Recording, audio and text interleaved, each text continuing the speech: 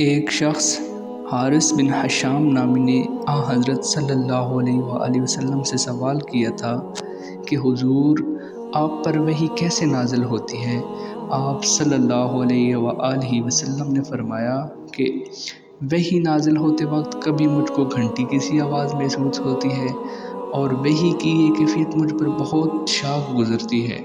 جب یہ کیفیت ختم ہوتی ہے تو میرے دل و دماغ پر اس فرشتے کے ذریعے نازل شدہ وحی محفوظ ہو جاتی ہے، اور کسی وقت ایسا ہوتا ہے کہ فرشتہ بشکل انسان میرے پاس آتا ہے اور مجھ سے کلام کرتا ہے، بس میں اس کا کہا ہوا یاد رکھ لیتا ہوں۔ حضرت عائشہ رضی اللہ تعالی عنہا کا بیان ہے کہ میں نے سخت کڑاکے کی سردی میں حضرت صلی اللہ علیہ وآلہ وسلم کو دیکھا ہے کہ آپ صلی اللہ علیہ وآلہ وسلم پر وحی نازل ہوئی،